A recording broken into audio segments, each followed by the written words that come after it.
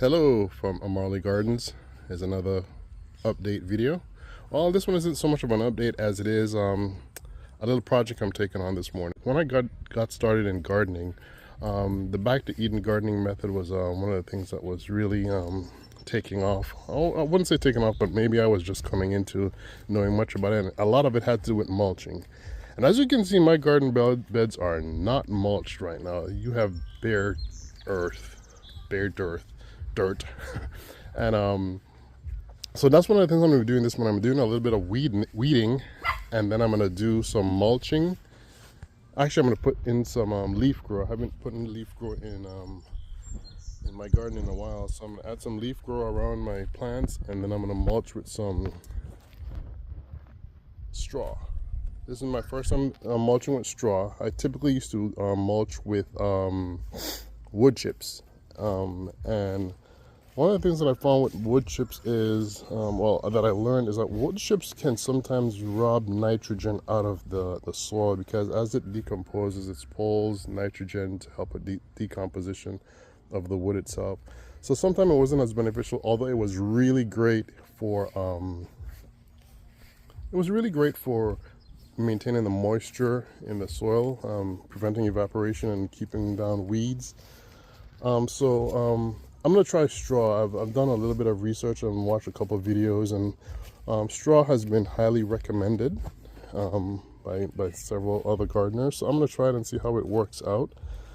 Just because we've been getting quite a bit of rain lately, but prior to the past couple of weeks, we were going through somewhat of a drought here in Zone 7 here in the Maryland area.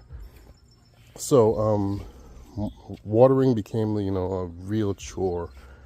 But let me do a little bit of update. See, I have an okra there. We call it okra back in the islands.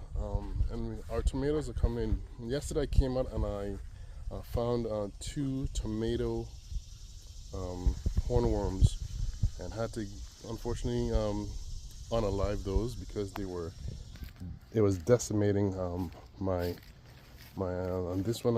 It seems like yeah, I'm gonna have to help this plant out because it got really hit hard by that tomato hornworm. But the Malabar spinach is really beginning to do some real growth, and that's exciting. This is my first time growing the Malabar spinach, so looking forward to that.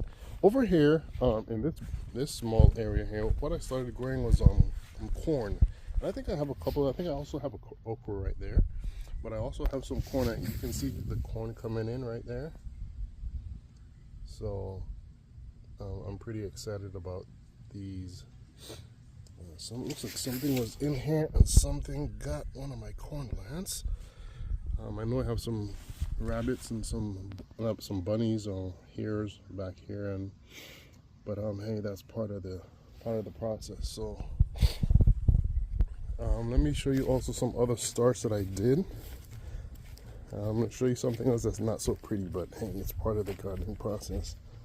I have some other starts in here, so I'm going to be putting those out as soon as they mature a little bit, putting them in the garden. But I wanted to show you this big heap. Now, part of gardening for me isn't just growing fruit. It's about an atmosphere, and unfortunately, when I did a huge chop in the front yard with some trees and so forth, I ended up with this heap right here. And what I plan to do here, I'm planning to build another bed.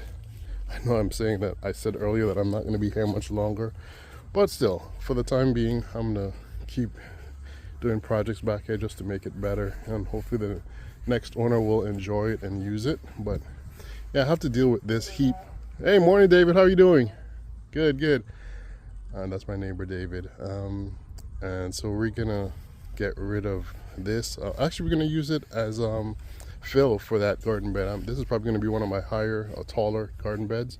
So I'm gonna use a lot of this material to fill it in and then put the dirt on top. So hopefully I'll get to show that project to you guys.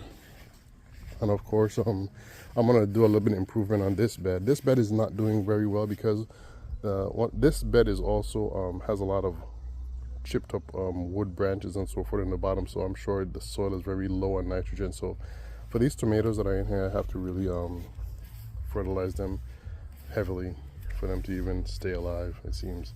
And my strawberry patch, not doing that good. That needs to be cleaned up significantly. Also, let me show you this other area over here that I have. I have a lot of tomatoes this year, a lot of tomatoes and a lot of peppers. So this is going to be another area that I'm going to be putting in some leaf grow and mulching with some pine straw today, so that the watering requirement need isn't as great. And yeah, we'll see how it looks afterward. I'll do a part 2, or maybe just that'll be part of this video once I'm done. Alright, so the first phase is done. I've dressed all our plants with leaf grow, and leaf grow is a locally produced product, environmental product, or the local governments, I think it's Maryland, Montgomery County, PG County, and other counties, take the yard waste that they collect, like the grass clippings and branches and things like that, and even some food waste, and they compost it, and that's what leaf grow is. So I've dressed all our plants with leaf grow, and what this does is it helps to add nutrients at the base of the plants, as well as maintain moisture, retain moisture, prevent evaporation and so forth. It's a great soil conditioner, so I really recommend it.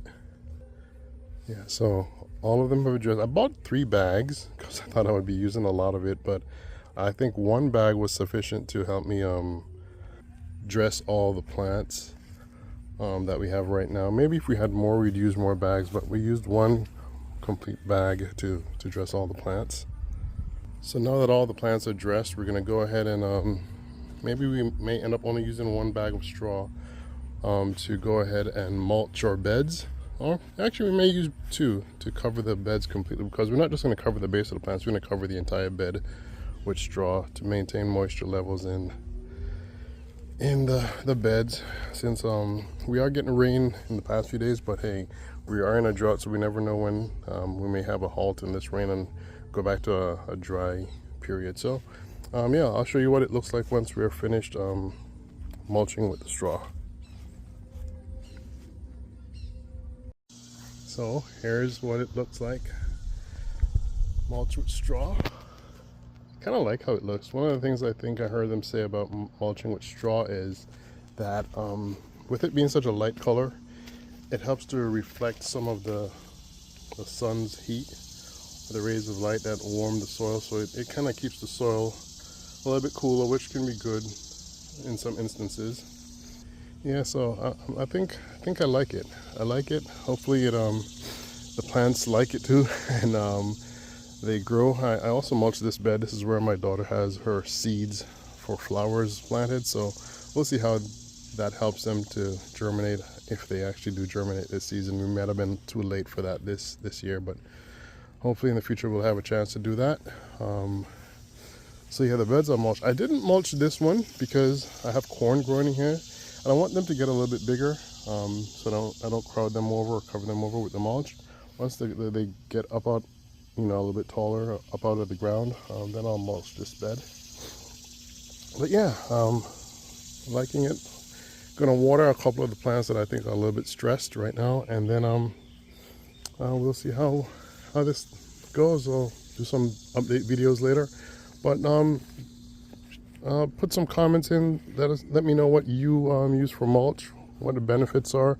Have you tried straw before? What were your results? And yeah, let's keep growing together, man. Thanks for watching.